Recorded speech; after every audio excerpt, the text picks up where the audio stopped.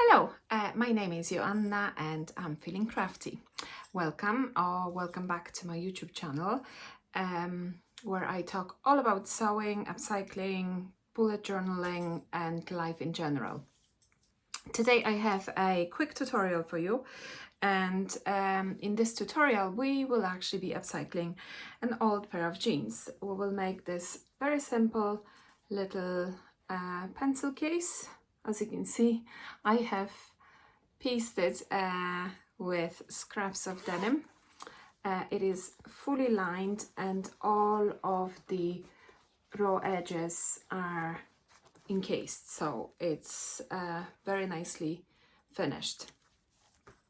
So let me bring you to the cutting table to tell you all about the dimensions you will need to make your own little pencil case. Okay, so to make your own pencil case, you will need 4 pieces of fabric, 2 for the outer. So I prepped and cut my denim. I highly recommend that you press your denim really well before you cut it. Some of the denim I was working with had a bit of a stretch, and yeah, it just didn't hold the dimension. So press it well before you cut it. So the pieces of denim measure 4 inches by 9 inches, and I cut 2 of those, and I also have 2 pieces of lining measuring the same 4 inches by 9 inches. I have a zip. If you have a 10-inch zip, it's going to be enough, but I like to work with zips that are way longer than my project. It just makes it a little bit easier to do the zip insertion. I'm also using a little bit of recycled leather. This was a little mini skirt, also known as what was I thinking? So I decided to chop it up, and I've already used it in a number of projects, so I'm going to be using the rest of it for this. So this is going to become the tab, the 2 tabs of my pencil case. They just make it a little bit easier to pull the zip. You just hold to it to close the zip, and also they look a little bit cute, but you can totally omit them if you don't want to use them. So this one measures 1 inch and a bit, so you can go with inch by 5 inches, and we will be cutting it in half. I also cut a little bit of a narrow strip of leather, and I will thread it through my zipper pull and create a little zipper pull is the word I think I'm trying to find. Yeah, I think it's going to look very cute. All right, so I will have all the dimensions in the description box below. We are going to start sewing with the zip, so that's going to be first step, the zip insertion. So before we do that, make sure to put on a jeans sewing machine needle on your machine, because there's going to be a lot of thickness in this project, so make sure you have fresh denim or jeans sewing machine needle. And I recommend for the type of thickness of the denim I have, I'm going to be using size 100/16. Okay, so another thing I'm going to do, I'm going to pop a zipper sewing foot onto my machine. I have a FAF sewing machine, so the zipper foot on your machine might look a little bit different than mine. So I have my zipper foot installed on my sewing machine and the jeans needle on. So now I'm going to prepare my zipper. Okay, so I'm going to take my zip and I am going to place the zip teeth down onto my outer fabric. Then I'm going to open the zip, and I'm going to make sure that the zipper tape is flush with the top edge of the fabric, and the short edge of the tape is flush with the short end of my outer fabric. Okay, so I'm going to pin that in place. Okay, just one pin. And then once I have that positioned in, I'm going to take my outer fabric and I'm going to place that on top, right sides facing my outer fabric, like so. Okay, and now I'm going to place another pin and maybe one more. I'm not going to pin all the way. You are more than welcome to if you want, but I find that no matter how well I pin, when I work with upcycled denim, things are going to shift for me anyway, so I'm just going to readjust it as I stitch this on. So I just put in maybe 3 pins, and that's all I'm going to use to get myself started. And then okay, so I have my little sandwich, my outer fabric, my zipper tape and my lining fabric. I have it under the machine, and I have placed the zipper foot as close to the zipper coil as I possibly can. And I'm going to start by back stitching, always back stitch at the beginning and at the end. Okay, so I'm going to take a couple of stitches back. Now, in my experience, at the very beginning of the stitching, the machine can choke a little. So it's quite helpful to hold on to your thread tails to give your project a little tug just when you start, just for the things to start going. Okay, so I'm going to slowly stitch my zipper in, and I'm just readjusting everything as I go, making sure that the edge of the lining, the edge of the zipper tape and my outer fabric are all flush. So one side of my zipper is stitched in. I am going to close the zip, and I'm closing the zip just to help myself visualize where I need to go next with my zip. Okay, so that is if you look at my sample, yeah, so that's that side of my zipper of my pencil case done. Now I have to work on the other. So what I'm going to do, I'm going to close my zip, and then next thing, my other outer piece has to go right sides together on top of that. Okay, so once I figure out that's where I'm going next, I'm going to open the zip, and again my fabric is going to be, the short end of the outer piece is going to be flush with the short end of the zipper tape, and then the top edge flush with the top edge of the fabric. I'm going to put one pin here, and then I'm going to add the lining to that sandwich.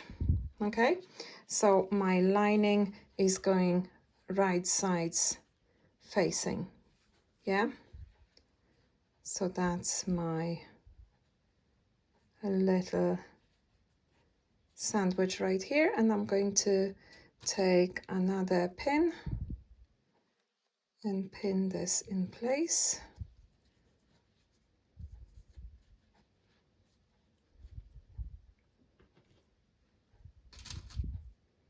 One more, and 3 pins will be enough. We will readjust the rest as I go.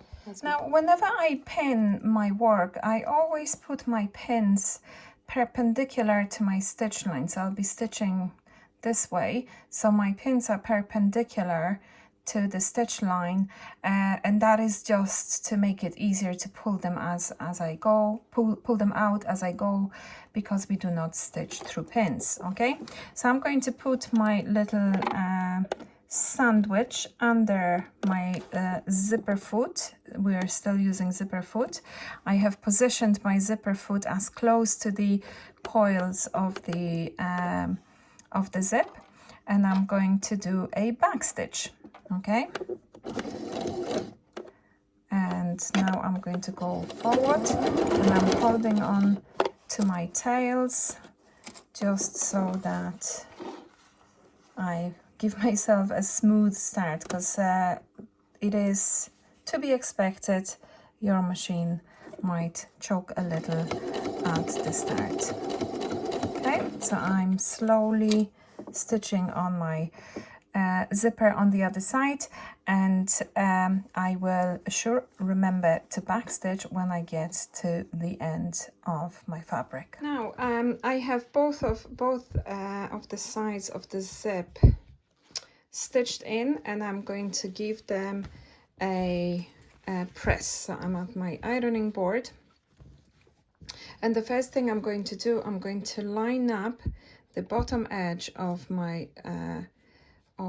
lining piece and my outer piece, and just pull everything nicely, and then I'm going to give it a press. Now I am being very careful not to touch the teeth of my zipper with my iron, because they're nylon and they will melt if I put heat on them. Okay, so I'm just going to give it a press, ready for top stitching. So I have pressed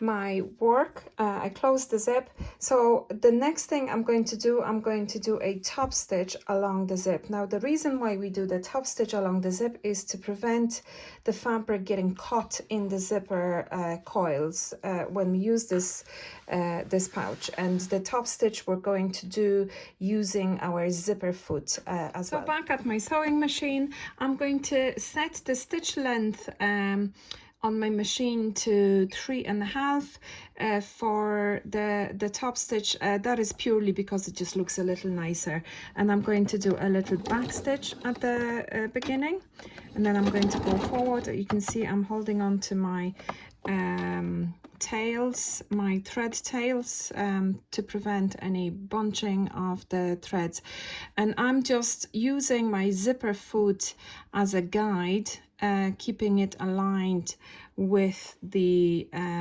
this edge of the fabric, and I'm about 2 millimeters, 3 millimeters from that edge, and I just keep going. So I can see a little pucker in front of my my presser foot, so I'm just going to leave my needle down, lift my presser foot, and smooth my work as I go. Okay, so if you notice any puckers, just smooth them as you go, and just keep going until the end. And once you get to the other side, what are you going to do? You are going to back stitch. Okay, so we're nearly at the end. Go slowly when you're next to that zipper pull. So I'm going to hit reverse and do a couple of back stitches, and now I'm going to move to the other side. Now, both of the sides of the zip are nicely top stitched in place.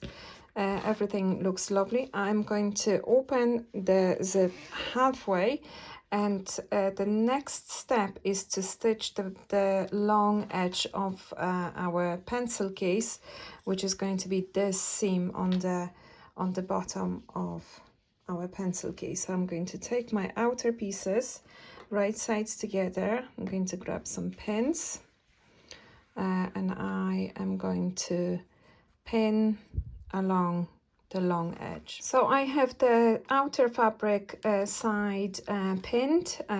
My pins are perpendicular to my stitch line, and now I'm going to pin my lining. Now for the lining piece, we have to leave a little opening so that we can turn our pencil case right side out. So I'm going to measure about 3 fingers and do a mark.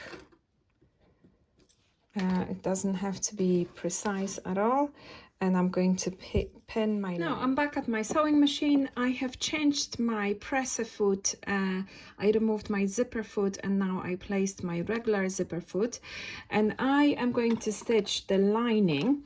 The seam allowance I'm going to use is about 3/8 of an inch or 1 centimeter, which so happens to be the distance between the needle and the edge of the presser foot. So all I'm going to be worrying about now is that the edge of my presser foot is flush with the edge of my fabric.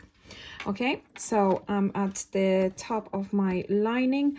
I'm going to back stitch. I'm going to go forward.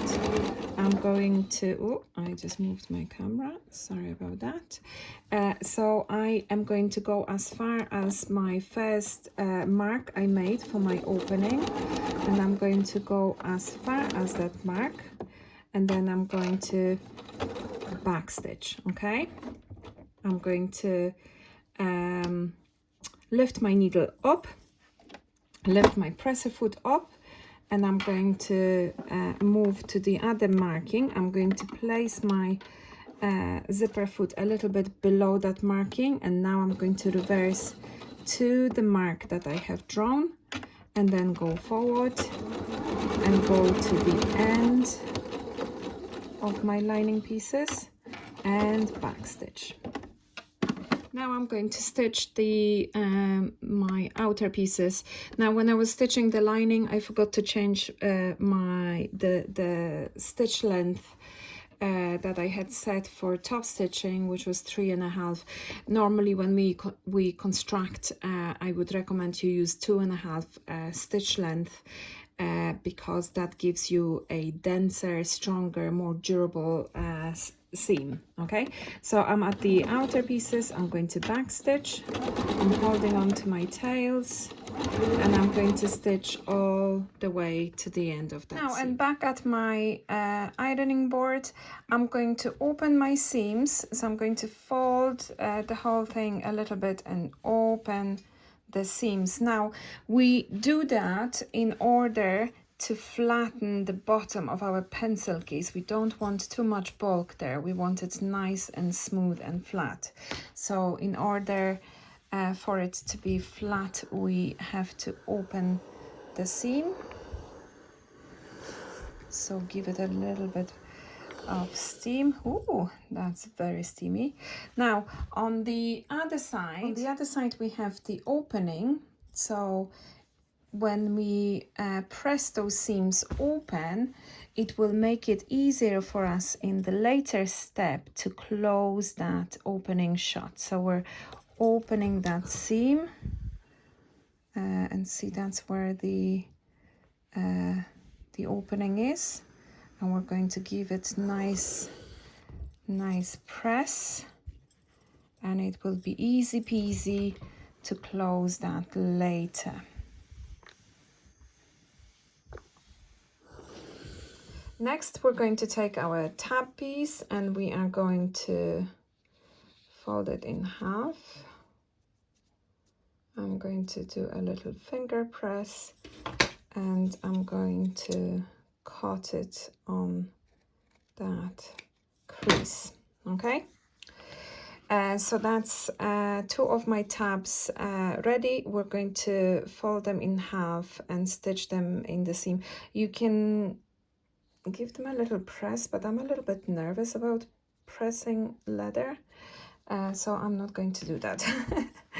Okay, so next thing, we're going to stitch those sides. Okay, so we're going to, this part is a little bit tricky, so we're going to do it in layers. So the first thing we're going to do, we're going to place our tab piece on top of our zipper.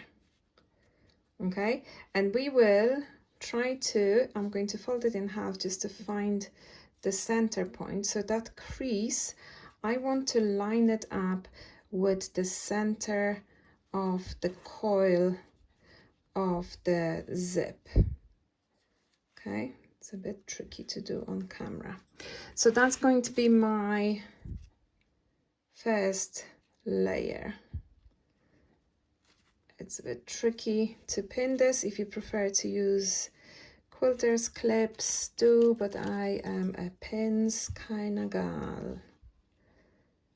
no matter how hard it is and no matter how many times I will prick myself. So that's my tab. Now then next layer is that seam has to line up with the center of the zip. Okay, so I'm going to pin that somewhere, trying to avoid pinning through the bulk there. Okay, and lastly, the center seam in the lining has to line up with the center of the coil, like so. You see that? So I'm going to pin that on the sides and use as many pins as you want. Now, the reason why things aren't lining up here for me, because when I was inserting the zip, things have shifted a little. That's okay. We're not here to make things that are perfect, because perfection does not exist. Okay, so that's all of the layers pinned, and I will be stitching across here. Now, we have to do the same on the other side, but the other side is a little tricky because my zip is open. So the first thing I'm going to do, I'm going to bring that zipper tape and bring it as close to that center seam in my lining as I possibly can. And I'm going to take a pin and I am going to place that pin in that groove of the tape. Now I'm going to do the same with the other side. The one thing I have to be mindful of is that those metal stopper, can you see those two? I have to make sure they line up. If they don't line up, you will not be able to close that zip. Okay, see? So they're lining up. I'm going to put another pin there. Very close to the tape. So that's one layer done. Now we're going to place our tab. We're going to fold the tab in half like so, and then I like to fold it in half again and press it with my fingers just so I can see where the center of it is. And then I'm going to try to position that center in the center of my zipper coil. See? Okay.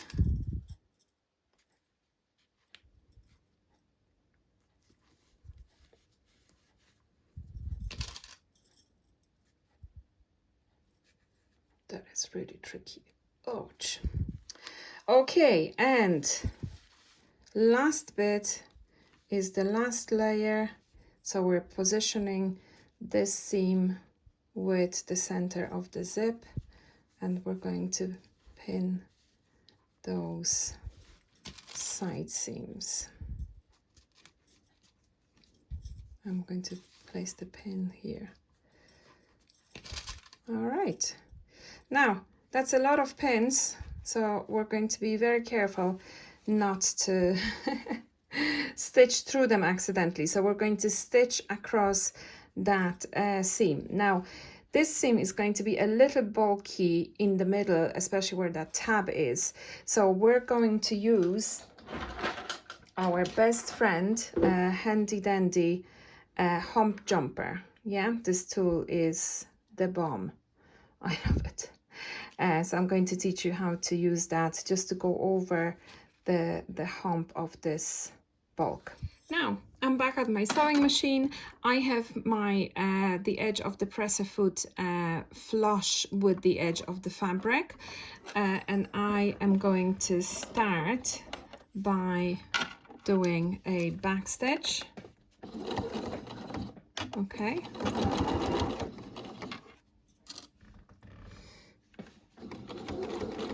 Now, once you start seeing that the tip of your presser foot is tilting up slightly, That means she's struggling a little bit. So I'm going to leave my needle down, lift my presser foot up, and I am going to place my hump jumper behind my presser foot like so. I lowered my presser foot and now smooth sailing. Wasn't that easy peasy lemon squeezy? And now I'm going to get to the other side and back stitch. All right, now the other side. And now I'm on the other side of my pencil case.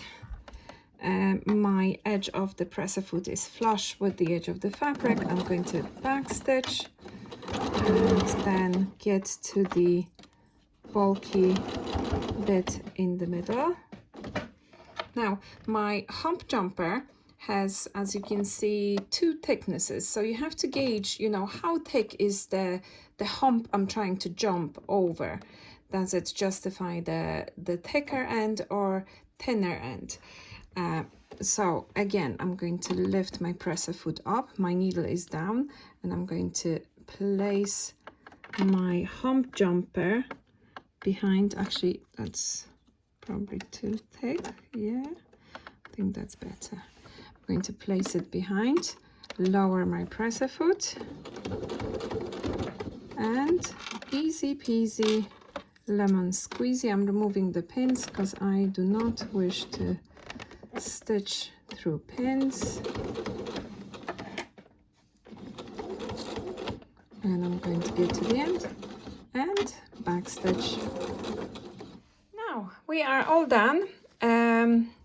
Both of the sides are stitched. Now I can remove the excess of this zipper tape. Now do not use your fabric scissors to cut that. Use your paper scissors instead. We can just trim that. And now we are ready to reveal our baby. So we're going to find the opening, and now we're going to reach in and turn our pencil case. See, my stitch is ripped a little. That's okay, we'll fix that. So we are going to turn it, and we're going to turn it to the lining side because we still have to close that opening. Okay, so we're going to see, I ripped the stitches there a little bit. Just going to trim these threads, and I'm going to pin it. Now when I pin it, I like to put a pin because sometimes it's hard to see where the opening begins. So I'm going to put my pin exactly at the start of that opening, and that gives me indication that I need to start a little bit beyond that to secure that seam. And you see it lies so nice and flat because we pressed it earlier. So I'm going to put a couple of pins. Now we're going to stitch this about 2 millimeters away from the stitch line, about here. Now the reason for that is that we want to catch this, okay? If you stitch somewhere here, you won't catch those edges and they will fray in the wash if you ever wish to wash this. It's going to be much neater if you stitch very close to the edge. So I'm going to put one more pin, everything pinned nicely, and now I know I have to start a little bit beyond that pin and finish a little bit beyond that pin. Okay, so I'm going to backstitch. Okay, I'll remove that pin, and I'm closing the opening, oh, sorry, very close to that edge, and now I'll at the end of it, I'll go beyond couple and now back stitch. And that's the last seam. So the opening is stitched, as you can see, very close to the edge. And now through that zip that we left half opened, we are going to turn the whole thing right side out. I have a chopstick here to poke the corners. Don't poke too much, you don't want to poke through it. Now everything is, all the corners poked out using my handy dandy chopstick. Everything is lined. Now the last thing I will try to do is try to shove this into this opening. So I'll try to do that off camera and then report back how successful that was. So I did manage to thread it through. I put a couple of stitches there at the end to secure, and I think it looks very cute. So I hope you enjoyed this little tutorial, and that you will give denim upcycling a go. It's a fun little project, really quick and easy to make. You don't need anything special to make it, and it's very useful. So if you liked it, give it thumbs up, and if you have anything nice to say about my tutorial, leave me a comment. Thank you very much, and I hope you have a lovely day and find a little bit of time in your life for some creativity. Bye!